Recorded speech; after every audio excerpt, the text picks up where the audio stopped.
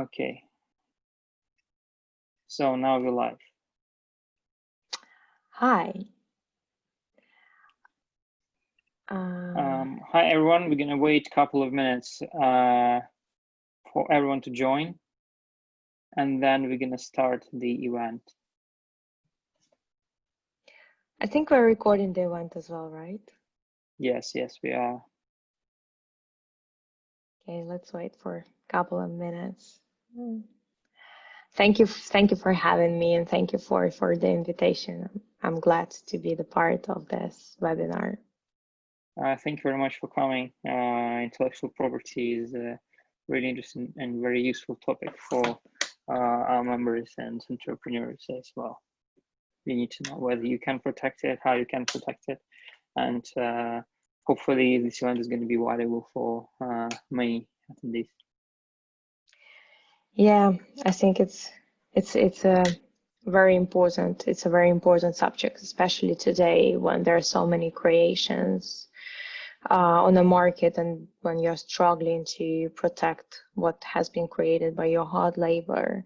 And essentially, as I am being a lawyer and being educated in intellectual property rights, to me, basics are more or less clear. And I understand that for many people who are coming from tech and who are coming from so many different backgrounds, it's just a very different subject, and they don't even know where to start with, how to understand their rights. And so many people heard about IP, but just essentially you don't understand how to deal with that. It's important. Yeah, that's true. Well, I guess it's time for me to give a little bit of an intro to London New Tech. And it's gonna also mention how the event is gonna run essentially. So hi everyone, my name is Arkady. I'm hosting this event, and I come from London New Tech. We are a community of tech entrepreneurs who've been there for 6 years already, and we are organizing pitching events where startups come, pitch a company for 5 minutes, followed by 5 minutes Q&A. They get feedback, networks, and connections. So the format for this event would be obviously different. We first gonna have a lecture given by Katsiaryna, and then we're gonna have a Q&A. During the lecture, you can post your questions in the Q&A section of Zoom, and we would make sure to answer it throughout the lecture. We're also gonna have a networking session in Discord as usual we do. You can join then. Katsiaryna is also gonna be there if you have some questions which you feel are more related to your company in particular, or you don't want to everyone to know the answer to the question. You can speak with her. She's going to be available there for, I think, 15-20 minutes, if that's correct. Yeah, sounds perfect. And I'm going to show you how it's going to work. So when you press on the link, and the link is going to be posted in Zoom chat closer to the end of the event, you're going to be able to type in any name you want, and the Discord is going to connect. There you can either create your own account, log in if you have one, or you can simply press on the site if you just want to skip this and just enjoy the event. Then you're going to see quite a few channels on the left. And to see even more, you'd need to scroll up and select roles. Or you can also press roles on the left and choose one of the 3 roles we have available. So it's for professional, founder, and for student. And when you press on this, you're going to get more channels available for you that are more general as well, some such as networking, fundraising, and business development, where you can ask your questions, network with other members of the community. But why do we go to Discord? Essentially, it's not just about text channels. The biggest benefit is the voice channel, which you can easily join and speak with other members. For instance, here we have an example of one of our events we ran where we had 4 startups presenting. And by simply pressing on one of the voice channel, I can join it. And then the CEO of DoorDeck could join in as well, and we could have a conversation. And essentially, you can have a conversation with as many people as possible. And if you want to speak with someone privately, you can invite the person into the private chat with a limited number of people as well. So once again, the link to the Discord is going to be posted in the Zoom channel closer to the end of the event. We also have quite a few partners, including Sterling Law and Crowdcube, Nurture, Investor Connected, and Tide. Crowdcube is a crowdfunding platform, and if you get referred by us, you get some perks such as free fundraising consultation and a fast track through the referral process. Nurture, the CD Core, is an outdoor advertising program which offers 50% off the price tag for the GCD core services. You can also open a bank account via Tide through us and get a year free. And if you're looking to get some aid reaching out to investors and valuing your startup, you can get connected with Investor Connected. And if you have any questions whatsoever, you can contact me, George, or Michael by just reaching out to us via website or via these emails, whatever you prefer. Okay, perfect. So it's time to start the event. And let me just stop sharing the screen. And once again, thank you very much for joining, Katsiaryna. And can you start us by telling in general about intellectual property and who needs it?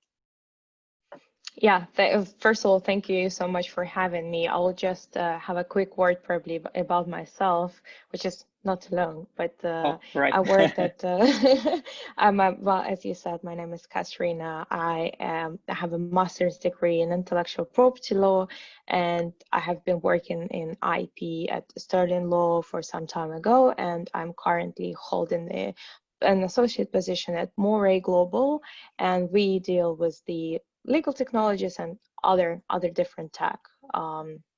Yeah, so this is a quick introduction about myself, and if you have any questions, you can of course reach out to me directly or through Michael, Arkady, or anyone else.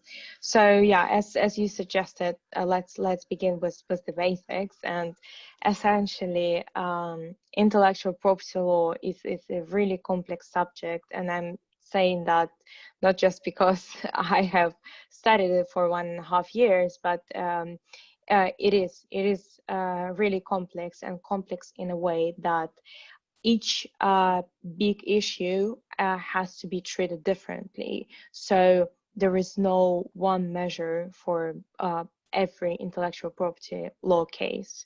Whenever you come to deal with something like that, you always treat it from the unique perspective of each case. And it's very important to understand. Of course, I'm not talking about very basic things, which I will tell later about, right?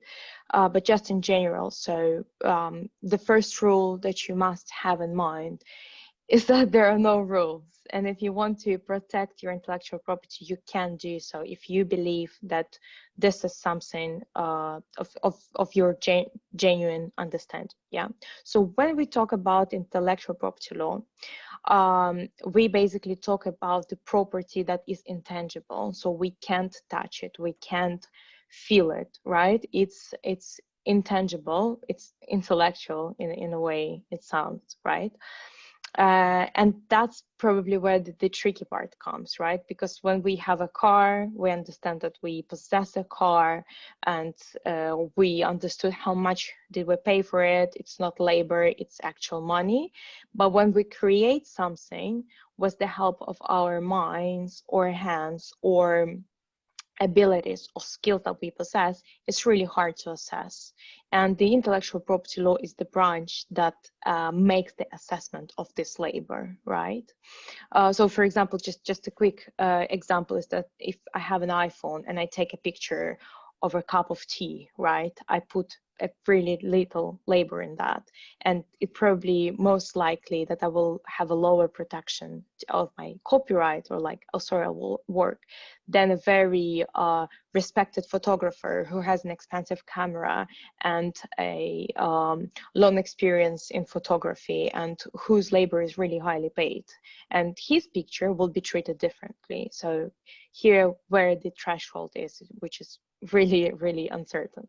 So when we talk about intellectual property rights, we talk about many different things. So first of all, you have to understand that intellectual property rights consist of copyright law, trademarks, unfair competition, patent law, trade secrets, know-how, and yeah, that's probably it. So these are the parts of the intellectual property rights. And when we say, I want to protect my intellectual property rights, we need to understand exactly what element you are dealing with. Is it copyright? Is it trademarks? Is it patents? Because these are all different things. And I would say each business without exceptions has intellectual property rights, but they are different. Yeah, so, and you also ask who needs intellectual property rights, right? I think if you provide examples at the moment regarding the most widespread intellectual property, such as patents, trademarks, it would be very useful to understand it more. Yeah, absolutely. So I think the most common, maybe for young startups and for all businesses, I would say probably would be trademarks. So trademark is your name and your logo. Each company has it. If your company doesn't have it, it's bad. But of course, each company has it. And it's important to start with the protection of this essential elements of your business. When you work on your name, work on your branding, you put a lot of effort into the design, into the original name. So this goes under the trademark category. Another category that can be protected, which is also, of course, very popular, is patents. Patents are more complex than trademarks. Not each business has patents. Patents, when we talk about patents, it's only inventions. So this is something that meets a certain criteria, something that hasn't been in the market before, something that has been created, meets really like a series of rules according to the law, and takes and the process to protect it takes more time, of course, than the trademark. The third element is copyright. It also concerns most startups, because this is everything that you create during your work, during your practice. It can be text on your websites, text on your social media, even to some extent software, which is a lot more complex, of course, than text, but software as well, videos that you create. So this is all about the creation, copyright. And unfair competition as well. This is a little bit like when we bring it to the next level, when someone tries to exploit your reputation, when someone tries to get the benefit from your even branding, from what you have created. Design law as well. Design law comes together with patents, sort of. It has some limitations. Design law is simply when you have designed something, either it's packaging or some shape of something, right? You can protect it. The tricky part about the design is that it's easy to get protection. It's not really expensive. It costs around £200, but it's hard to protect. I mean, it's easy to register, but hard to protect. And essentially, for many people, it doesn't worth time commitment and money. Okay, thanks. So let's say I have a startup and we recently made a logo. how do I protect a trademark essentially, because that's part of a trademark, right? Yeah, absolutely. So if you are a startup, just coming slightly before that, when you first of all work on your name, you have to make sure, and I think it's been said everywhere, you have to make sure that it's not on the market yet. And if it's on the market, you have to make sure that they are not providing the same services that you provide.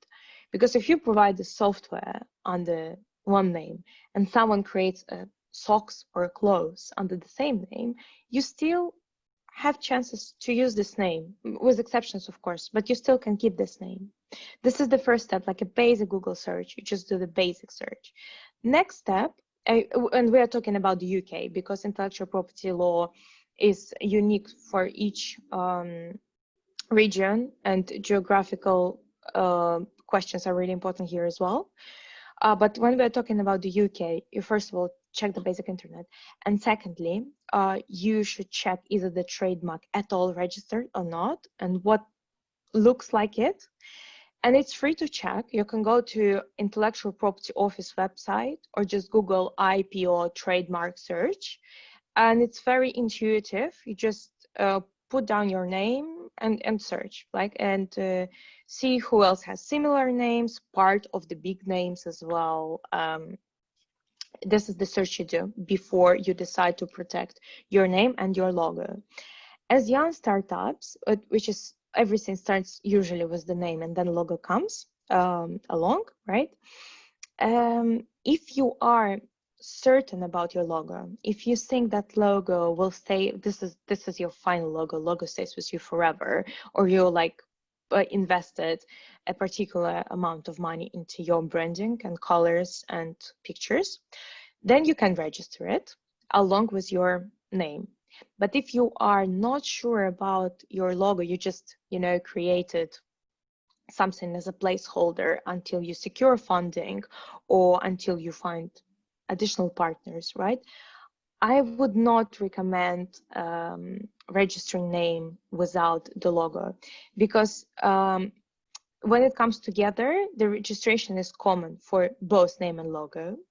And if the logo changes, you have to make a new registration, so pay additional fee and submit a new, which is not a problem, of course, but just to save funds and time as well.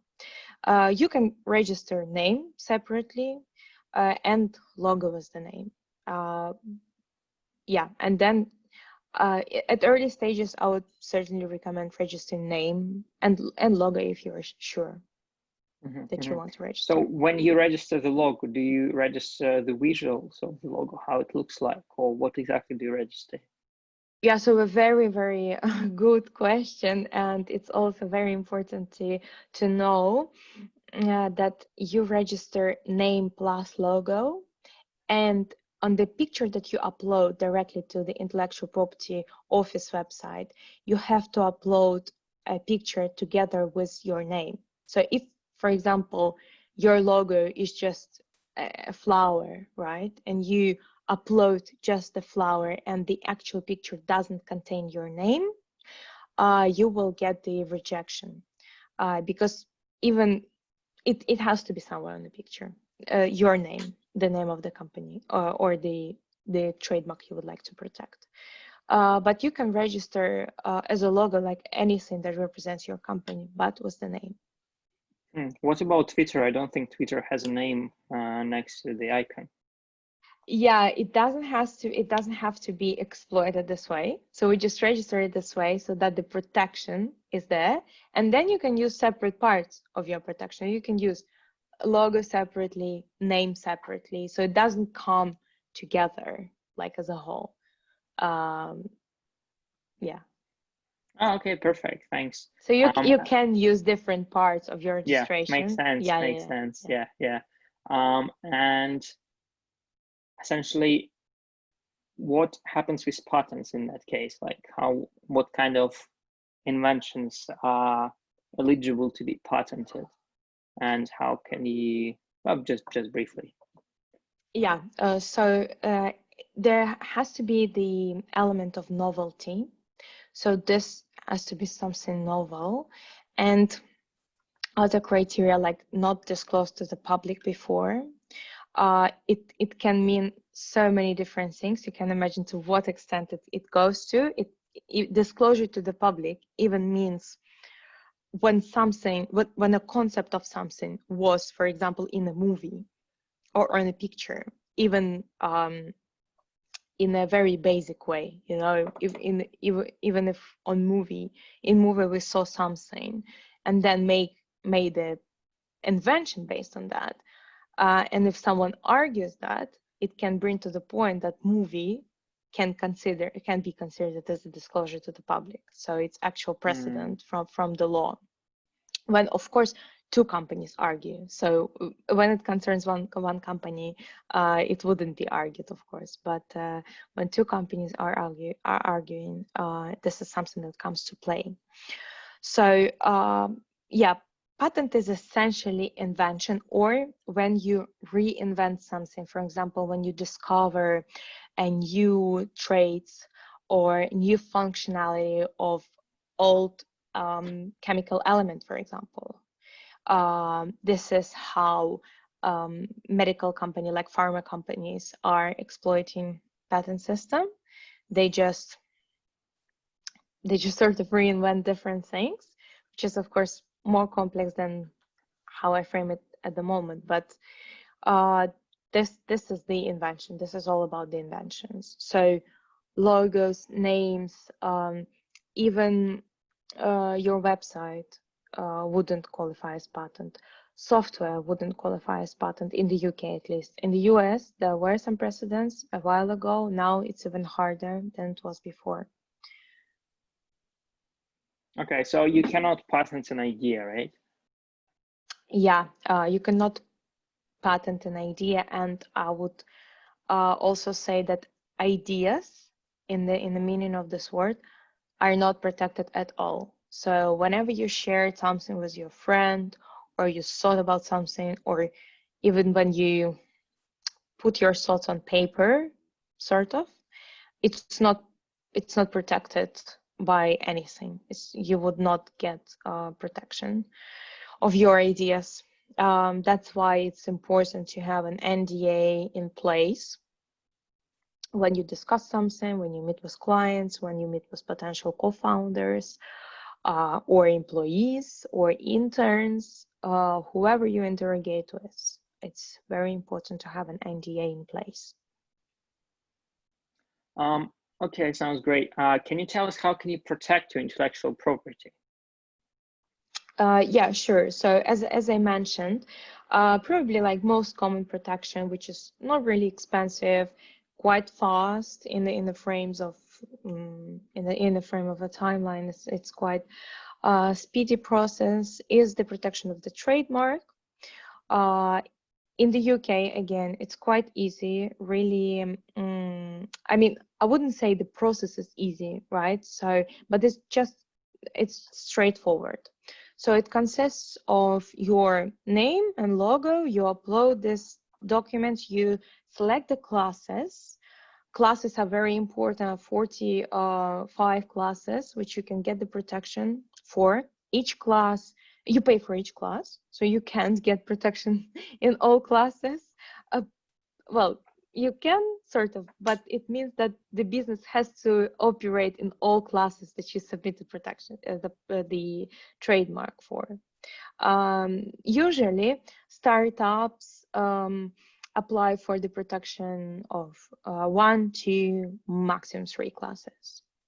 And you have to determine class services and products correctly. Otherwise, there is no like your trademark wouldn't be a good trademark without proper work on it. And one class costs £170. Each additional class in the UK costs £50. So, and the process takes between 2 and 3 months. Your trademark has to be first assessed, and then you will have to wait for the deposition period of time, and and then your trademark gets published, and you get the trademark certificate. In the European Union, trademark costs 850 euros, and each additional class costs, if I'm not mistaken, 150 euros. But I think it's the price for up to 3 classes. So in the European Union, it's quite expensive, and the process is also a little bit longer. You can apply for fast track. If you qualify for fast track, it's up to 4 months, and you can apply for, if you don't qualify for fast track, it can take up to 12 months usually. But again, it's expensive because you get protection in all European Union countries except Switzerland. And for now, if you register in European Union, you get protection in the UK as for today. But usually for startups, it's quite an expensive application because it costs 1,200 euros on average. Yeah, I see. And how does it work on the global level? For instance, you mentioned the timelines and the fees for the UK registration for the trademark, but what if there would be someone in the US who would want to, like, essentially steal my design of the logo and put it on his startup? What should I do? Because, for instance, well, what if I didn't register for the trademark in the US? How would it work? Yeah, so it's called priority of registration. When you registered in the UK, and then like in a month or two, you discover like someone did the same in the US without your authorization, you can apply to register trademark in the US and use the priority of registration. So even if someone has applied before you in the US, but you already have a protection in the UK, you will get advantage, of course, because you have this priority of registration. And how long does this priority of registration last? What if I, for instance, what if he did it secretly, for instance, and he just registers in the US, and I find out about this in 2 years when I decide that I want to register in the US now because, for instance, my business is expanding? How would it work in that case? So if I'm not mistaken, I'm not sure about the US system, but if I'm not mistaken, the priority of registration generally lasts for 6 months. So you will have 6 months time to utilize it. Of course, I'm sure that there are other ways to protect it in future, but for this purposes, when you don't want something to happen, you can use the Trademark Watch. This is the service provided by the number of companies, and I think you can even subscribe to it yourself through the IPO or private providers. I also did this service. It's when you keep a track on trademarks that are registered similar to yours, similar, not even identical, similar, and then you get a notification. And then you decide what to do with that. So there are a number of cases, and even in my practice, when we have been registered and we received a notification like, this is the trademark that is, this is the application for the trademark with a similar name of yours. And then you as a client decide what to do, if it's threatening to your reputation, if it's within the services that you provide, and then you can stop this registration. You have to file a formal letter of complaint, or a position letter, objection letter, and that's why this period is long, because this is the period that exists to protect someone else's trademark. And if within 2 or 3 months no one said they oppose your application, only then your application gets published. Okay, I see. That makes a lot of sense. And judging by the fact that it is quite a lengthy process, sometimes it can be very expensive. What would be your general recommendation? Like, how useful would it be for like a small business, not necessarily even a tech startup, but for instance, like a local shop? Well, this is one of the questions from the audience. is to register for the trademark. How useful would it be for this business?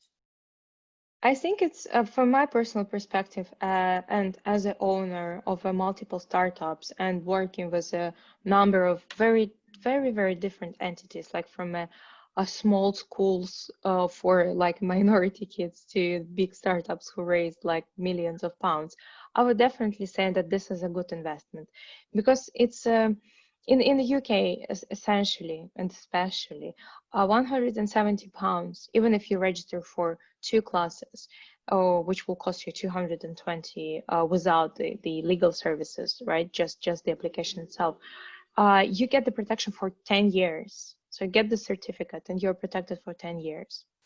And for the first 5 years, you have a space to develop your services. So for example, today, if you start as a small shop that, I don't know, sells again socks, maybe in future you would like to sell some sort of exclusive, I don't know, food or candies, or you want to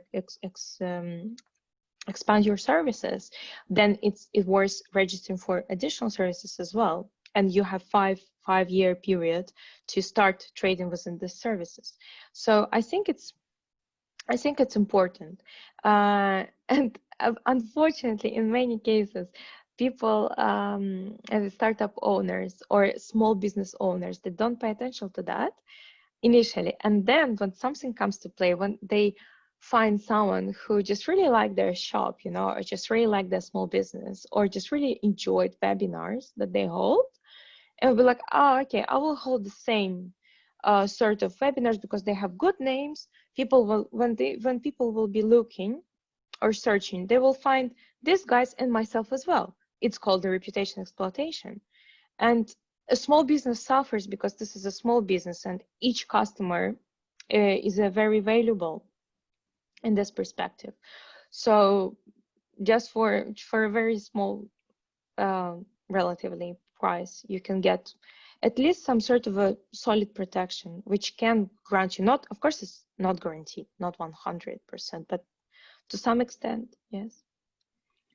From your experience, can you tell us about a story where a startup did not register for a trademark and it backfired? Yeah, oh, I can tell you lots of stories like that. And even for example, I remember we had a client and he came for the consultation, and he was having troubles, like maybe small conflicts with his co-founder. And we advised to register trademark for a company. And they thought about it, and I think they didn't move forward. And maybe in 4 months' time, one of them came and said that they didn't protect the trademark, but the duet dissolved. They are now 2 separate entities, and a second person registered trademark faster than the first one. And here, of course, there's not so many things that you can do, because it was a common business, it was a common name. When someone has registered it under his own name, well, it's a lengthy process and it's an expensive process. Another example is actually a recent example. When a small business in the UK was operating very good, like I think 10,000 of clients. It was sort of a virtual plus offline business, and someone from the competitors just decided to take an essential part of the name, not even the whole name, but just the most like original part of the name, which is what the name was about, and didn't hide it at all. Started the same business, and initially the client, before joining us, the client said to the infringer, like, you're doing the same thing as we do under the same name. And they were like, yes, we know, but no one protects, no one holds us from doing that.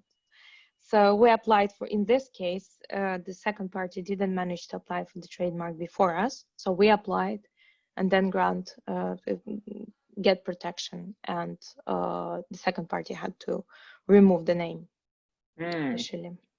Even though it was not the full name, but just a part of it.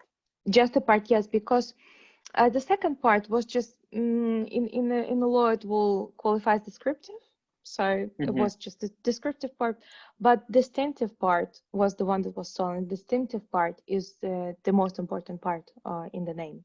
Also, one small example, which is also like I found really interesting, is one startup. It's not about the name, but they had a website with a really good marketing texts, like a very good operating website, technical startup as well.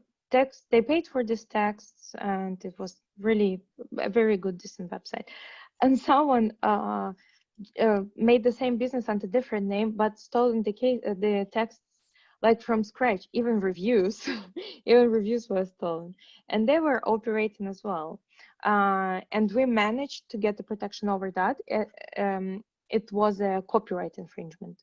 Even though when you have a copyright infringement, you don't have to register anything. So it's an automated right. Wherever you create some text or video or music or audio, original one, right?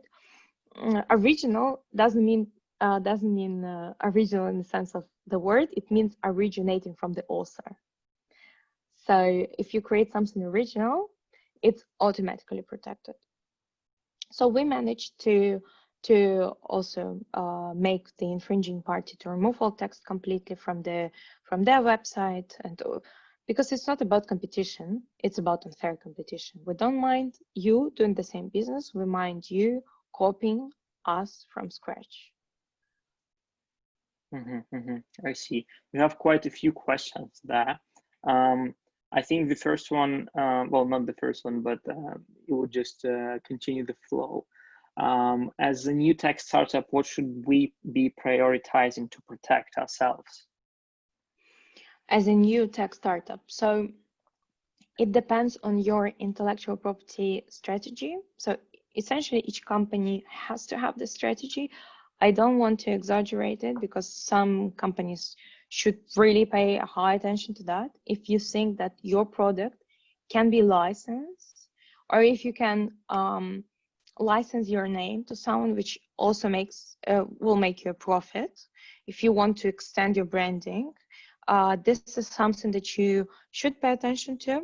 If you have some patents to protect, that's very important. If you really do. Before you understand if you do, I would certainly recommend looking into basics on the internet, because there is a lot of information available just to understand, because some people, they don't even understand either they can protect their website under the patents. So sometimes I have to explain this sort of things, right? So if you have a real invention, a technical, like I don't know, it can be anything. It can be glasses, it can be some piece of camera advanced with new functions. You definitely have to look into protecting patents, right? But a basic thing is basically trademark. And trademark also looks really good to investors. This is from personal experience as well, and from the experience with a number of startups. This is something that adds lots of credibility to your business. So I guess just to sum up for everyone, so we have trademark, which is essentially you can protect the trademark, would be visuals or brand related graphics related to your startup, right? Such as like logos or any different infographics which was made particularly for the startup. Yeah, is this correct? Is there anything else which goes underneath the umbrella of trademark? Or it can be even sounds and smell. It's called unconventional trademarks, but these are in the UK. I haven't personally worked with that. Only cases in the US where fragrances were protected, some sorts of sounds. I don't think that it's really common, but it can also fall under this category, and slogos as well, like just do it, for example, or things like that. And regarding the patents, what can you patent essentially? And can you patent the software? With the Just software, very briefly to first what you can patent and then come in to software and we can talk about copyright. Yeah. Yeah, because my dissertation was about the protection of software. So it's a really complex topic. And just generally, I would say no, you can't patent software. What you can do is to get the copyright protection to your software, which is essentially a code, which is a text, so that is protected by copyright. It depends who is the author, what's the group of people working on that. It can be shared as well, shared ownership. In the US, it was possible a while ago to register to get the protection to software. But in the UK, it will be much, much more complex. Mm-hmm. So what can you protect with a patent? So this is the inventions, technical inventions, technical medication, something was a new function. For example, devices can be protected by patent law, devices, or some substances, new substances, or a combination of, like an advanced combination of substances. Even the some sort of the functioning of a technical functioning of the app can also qualify on the patent protection. For example, when we talk about medical device that makes a certain analysis, or through like a scan analysis, which through the artificial intelligence makes suggestions, right? So this is the technology that can be patented, but it has to be very unique, very new, like inventive. Okay, and how would I know that my product would truly need a patent for me to have a competitive advantage? Another question from the member of the audience. Yeah, so it's a very good question, and just a small insight from one of my businesses is, even I'm not specialized in patents. I know lots about patents, but I never worked in patents myself, just in the very basic ones. Even when I was thinking that I can't protect my invention, after a number of consultations with a lawyer, we found out that there is actually an element that you can protect. So how do you know that? Probably you can't know that for sure. Usually people think that they can protect it by patent, and when they come to the lawyer and discuss it, they find out that it's not that easy, and the patent protection is a long process. It can take up to 2 years, 3 years, depends on your goal. Sometimes if you just want to pass the examination, it will grant you the patent pending status. It will also be beneficial for your business. You can also say that to the investors because it passed the assessment and it's already has something in place.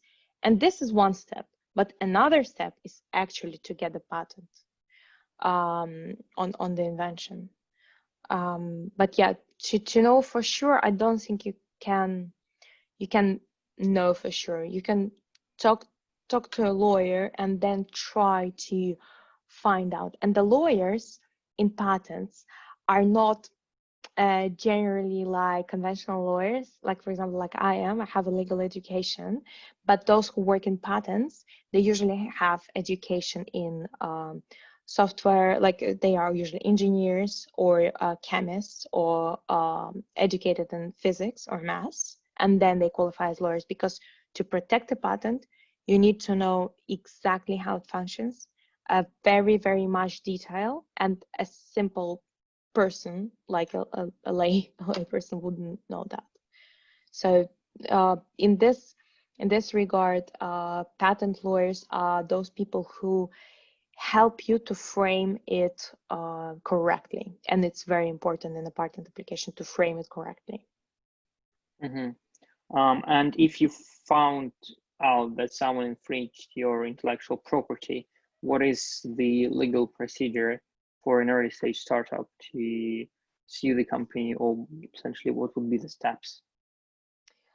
In general, like a very basic rule is to contact the infringer of the intellectual property rights before the court. So it actually matters, not just a matter of courtesy, but it's an important rule because it will depend on the fees that you will pay in future and that the infringer will pay in future. Sometimes if you don't contact the infringer, you go straight to the court, you won't be able to qualify for compensation. But and it also depends on the infringement of what element was infringed. If it goes to patents, it's a whole different story, whole different procedure. If it goes to trademarks, it's important to contact those who infringe, but not contact in a way that many people do, saying, hello, you have infringed my intellectual property rights. People will just simply ignore you and you will just give them more time to assess the situation. What is important is just to stop the problem from the beginning and until it got escalated or something next happened. So what I usually suggest is not do any DIY, but just to address this problem correctly so that you will not get into more trouble or like more argumentation without the legal support by yourself and basically disadvantage your position in the argument. So what would be the correct approach in that regard? I think if we talk about copyright or if we talk about trademark infringement, I would say that you should go to the lawyer and ask to write a letter on a letter of infringement. It wouldn't be expensive. It would be under £500 for sure. It depends, of course, on the subject, right, and on what has been infringed. But in a very basic case scenario, it wouldn't cost you much, and it would guarantee definitely more success than doing it by yourself. Okay, thanks for that. And can you tell us, coming back, we missed one of the important questions. Thank you for pointing it out. How long will intellectual property last for? And I guess it would be good to talk about all of them. And is it one-off process, or do you have to continue? Renew. Yeah, renew. Exactly. Yeah.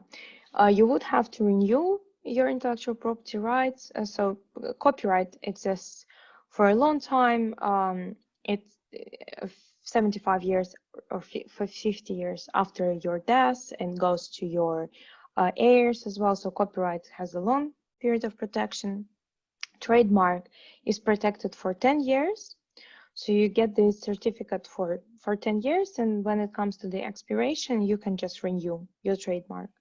If it's possible to renew, because a year ago, McDonald's lost its trademark on Big Mac, which became a common name, and they just lost the trademark. It happens. It also happened with Xerox. And yeah, a number, like potentially it might happen with Google as well. Yeah, so you have to renew it if you have the chance to do so. And patents, if I'm not mistaken, also you get the protection for 25 years with the possibility of then patents you can't extend, because then it becomes available to the public, and then everyone sort of can do what was patented, but there are also some ways out of it. Perfect. So we have a couple of more questions, and a question from Kate. She's very worried about protecting the software, and how exactly would you protect the software with copyright, and how do you make sure it's not infringed? Because, well, when you create a software, very often it is like a closed process, and how can you make sure that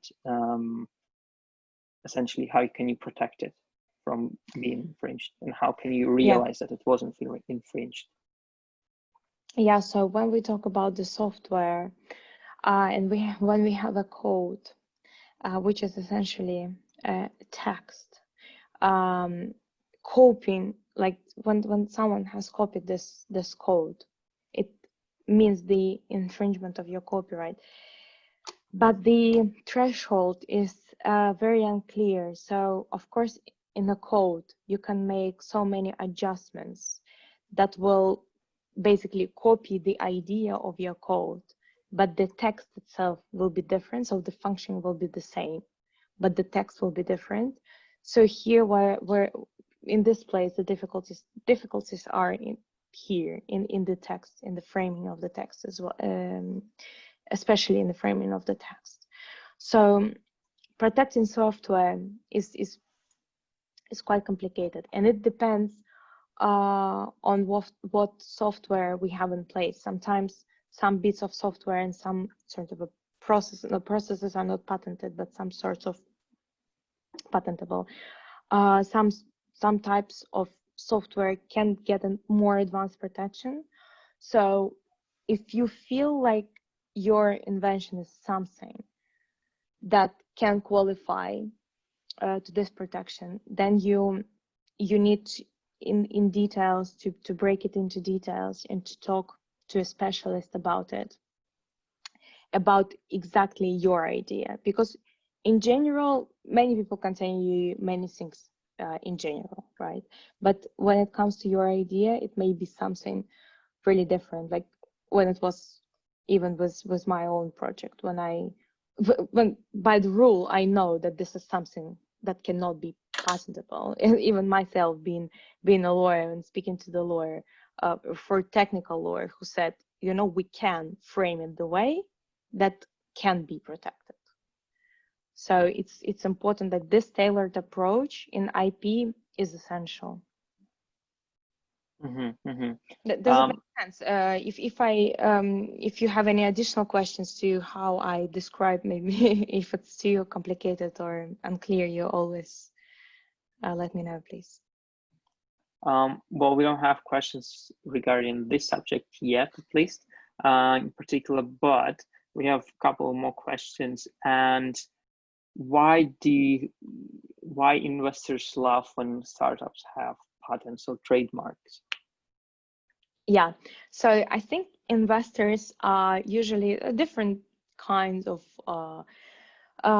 different sort of standards that investors are looking for, but usually they look for credibility, good team who believe in the idea. And when you have protected your trademark, and when you already have a certificate or even passed this assessment, right, when your trademark was published, it basically means that your name is original, that you believe in your idea, and that you put an effort into protecting what could have been protected. Because we know that trademark is easy, patents is very hard, there is nothing in between. So you either go with one thing or the other. And of course, investors would love to see patents, but in 90% of cases, it's impossible. So you try to provide as much credibility as possible. And based on the experience and on my personal and those who I work with, this is I can't say this guarantees your investments, securing your funding, but it's definitely a good point to raise. And even if you apply for some sorts of grants or different pitching events, or it shows that your idea is taken to the next level. Mm-hmm, mm-hmm. Thanks for this. In an unfortunate event, if the company becomes unsuccessful, but it owns some intellectual property, such as like trademarks and patents, can this be sold? Yeah. Yes, of course, you can sell it, you can license it. This is your property, right? You can, like, licensing basically means renting out. So you just give the permission to use your name or to use your patent. And sometimes Wouldn't say that many startups generate profit out of it, but some of them do. And for some startups, it's good investment, especially for using the name. For example, if you want to set up a branch in Europe, but you know that you don't want to deal with this yourself, you just want to license it out and earn money with this. So this is certainly that you can do with when you own the property. Makes sense. And now we have a sort of a case study question. For example, in Microsoft Office, could someone just copy it with a different branding, so similar functionality, but called something else? Sorry, can you please repeat it? So take Microsoft Office as an example. For instance, Word. Could someone just copy it with different branding, so similar functionality, but called something else? Yes, of course. I mean, not even in Microsoft Office. Take Uber, for example. We have lots of similar apps, and it's competition. If the product is good, and if someone copies you, it is just good because you know that there is a demand in the market. Of course, I can think of some examples that copy ideas from scratch, and it is still possible. No one stops you from doing that. No one stops competitors from doing so. But framing has to be different. Even if you create, if you create an Uber and someone creates just an Uber alternative with different names, different logos, it works because it creates the competition. And no, monopoly is illegal. Okay, great. So we have a final question coming back to trademarks. And I remember you said that you are not really familiar with this particular branch of trademarks, but can you give a couple of examples of sounds and smells which were protected with the trademark? So it was in the US. In terms of smell, what I remember, it was in the US. The name of the perfume, it was a quite famous perfume. On top of my head, I can't remember the name of the perfume that was protected, but they have been trying to get the protection from the sort of a copycat. So basically, it was the same perfume, same smell, but different bottle, and they have been even advertised. If you Google this, you will certainly find it. It was advertised as the sort of same smell, but for a lower price. So this was the protection in the US of the smells. Yeah, it's a very unusual.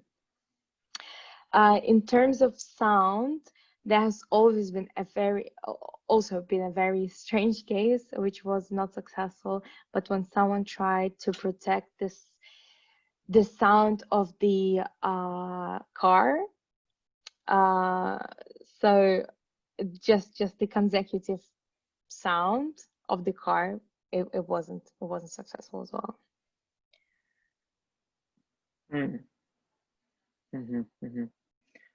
Perfect. So thank you very much, Katsiaryna, for joining us. I think it's been a wonderful webinar. I really enjoyed it myself a lot. I think we managed to answer all of the questions. Oh, okay. So we have just one final quick short question, Sure. and that would be it. Is Coca-Cola sound protected by trademark, in case if you know or not? It's like, you know, when you open it and the advertising goes like, shh. I don't think so. But Coca-Cola trademark is of course protected, but the sound, I'm not sure about it. I don't think so. Okay, fair enough. Well, I guess it would be for you a homework. Yeah, I'll check that. It's actually an interesting question.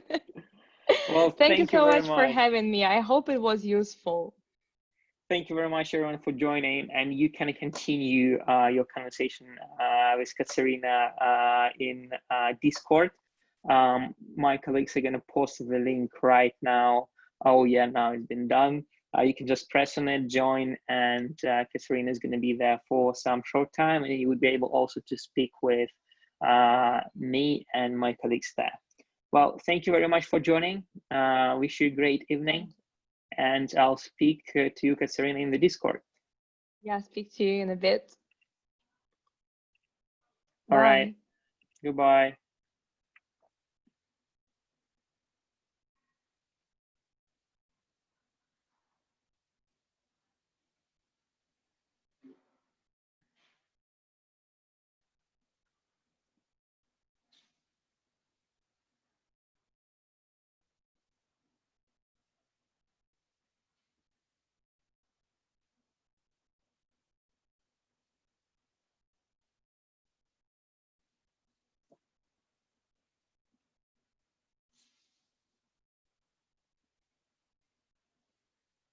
Thank you all for joining. Please join the Discord. The link is in the chat in Zoom, and I'll speak to you there. Bye-bye.